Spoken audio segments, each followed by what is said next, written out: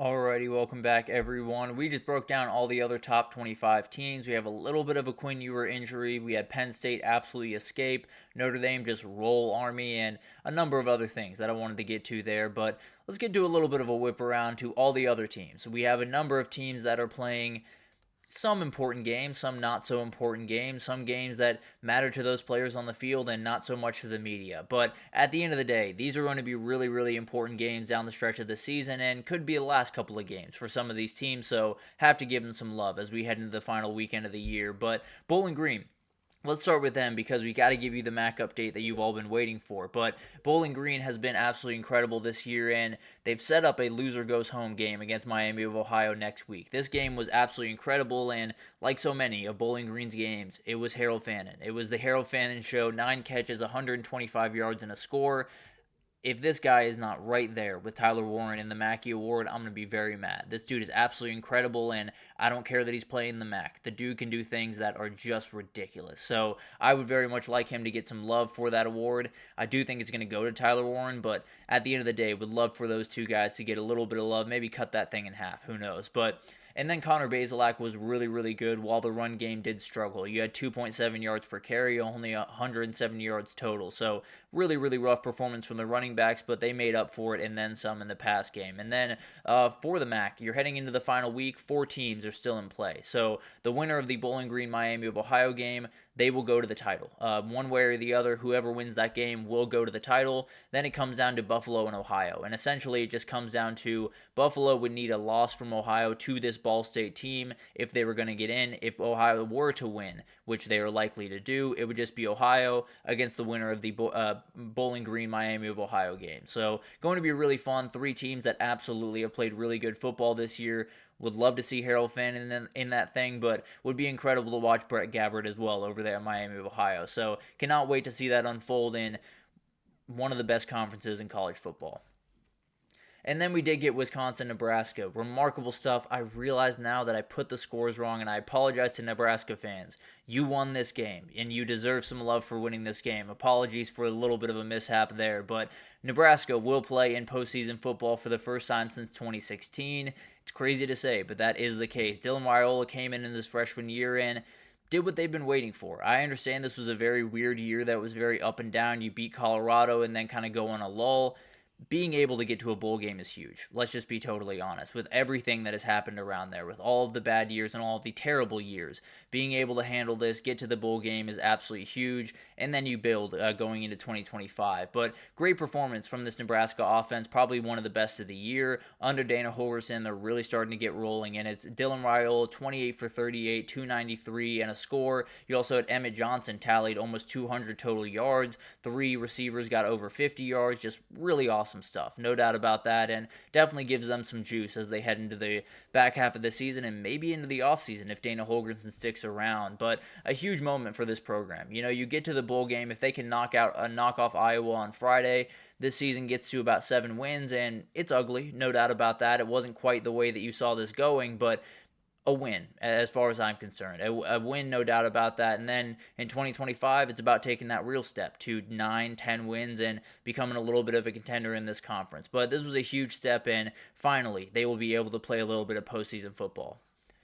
Then you did have Louisville Pitt. This one, it was the Who's Still Fighting Bowl, and we got a very, very clear answer. It was Louisville. Louisville absolutely rolled in this game, really from the jump. They scored the first 34 points in this game, saw 3 different quarterbacks, forced 3 interceptions from those quarterbacks. It was tough, no doubt about that. It was a tough day at the office for Pitt, and Louisville got the run game that they've really wanted all year. You had Isaac Brown go for 93, Duke Watson go for 69, Kenyon Brown and Maurice Turner got involved as well. 5 yards per carry, 214 total. That's really what they needed. Really early on in the season, it felt like if that run game could get going a little bit better, those deep passes, those deep crossers would open even more.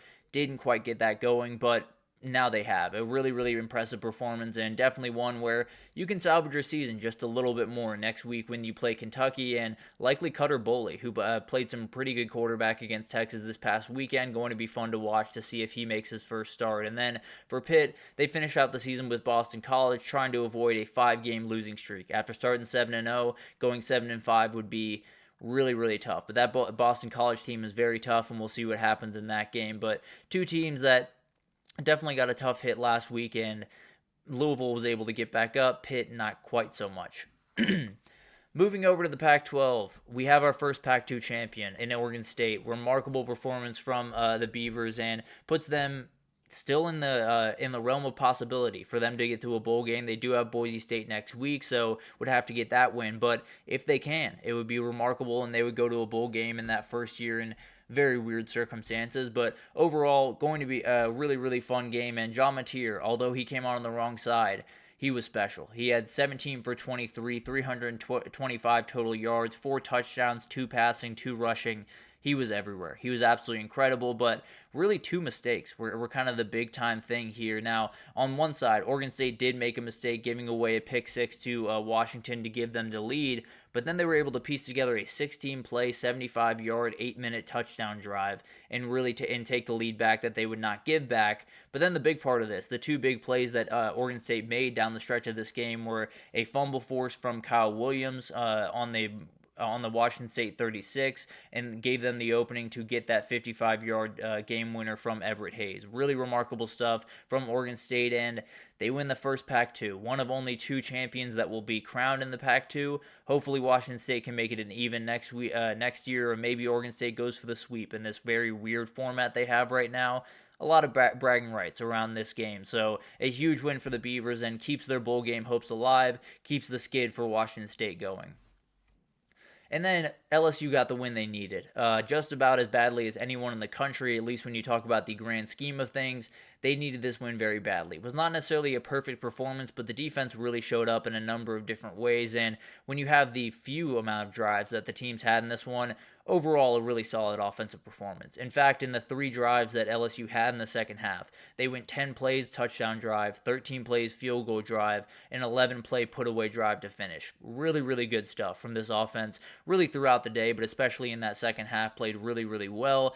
Vanderbilt mostly followed suit in that, to be totally honest. They got a field goal, they got a touchdown, but they had 1 3-and-out, and that was really the difference in this one. Let LSU lengthen that lead just a little bit more, and that was about the difference. And on top of that, a very impressive performance from Garrett Nussmeier. He has Oklahoma next week to continue to salvage the season, get to 8-4, and at least feel okay, I suppose, at the end of the day. But Vanderbilt is staring down Tennessee, hoping they just got a little bit more magic in them.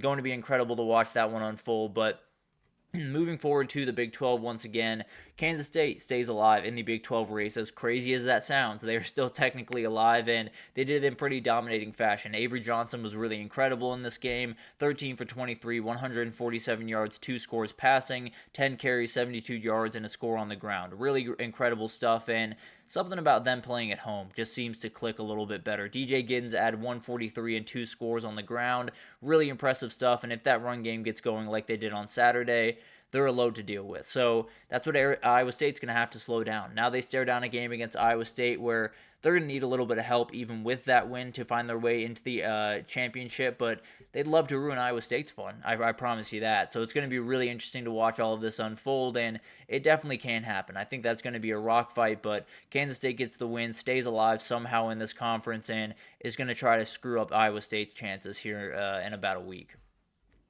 Then you got USC and UCLA, and this one went not the way that I thought it was going to go. I'll be totally honest with you. I thought we were going to get some points in this one. I thought we were going to get a little bit back and forth, a little bit of energy from this one, couple of big plays.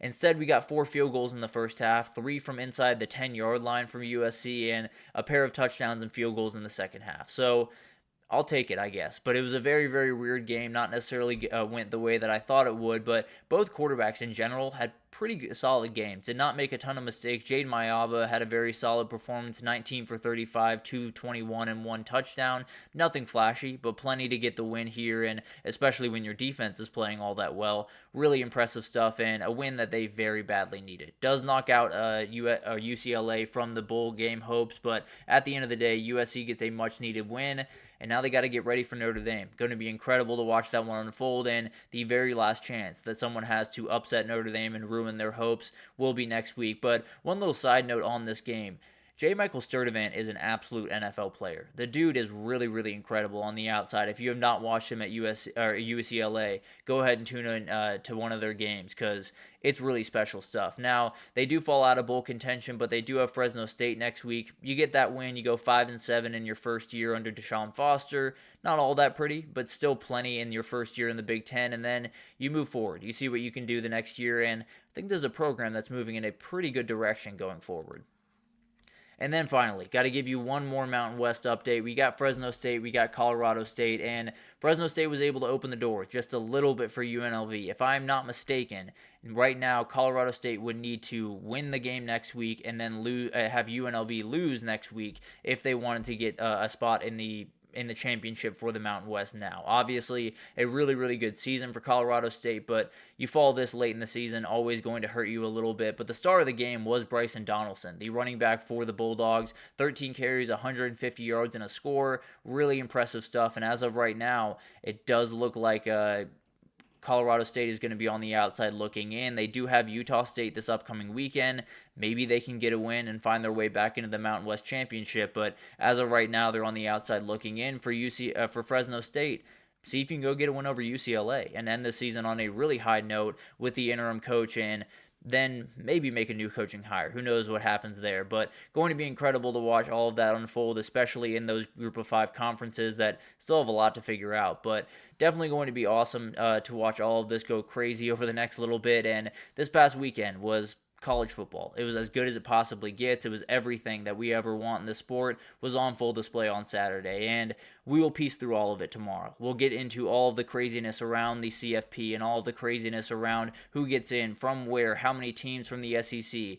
We'll figure it all out. I promise. We'll get into it tomorrow to start the show, so definitely tune in for that. Also, just a side note for this week in general, tomorrow we will do a couple of picks for the upcoming weekend. We'll at least poke our head into the Week 14 slate. Wednesday is going to be all of the picks. We're going to break down the biggest games of the week in A&M, Texas, and Clemson, South Carolina, and all the other big-time games. We'll break those down on Wednesday. We will not have shows Thursday or Friday. With Thanksgiving on Thursday and then Friday, we're going to leave those days alone. We will not have shows those days, so a little bit of an abbreviated week when we get ready for this rivalry weekend, but we got a good setup for you. We'll do a little bit of wrapping up tomorrow, a little bit preparing you for Week 14, and then Wednesday is just everything. We'll break down every single game you need to know, and we'll get you ready for what should be an incredible Week 14 rivalry week. But that'll do it for this edition of the GSMC College Football Podcast, brought to you by the GSMC Sports Network. Your support means a lot to us, so please remember to subscribe to the show, leave a positive review. It does make a huge difference.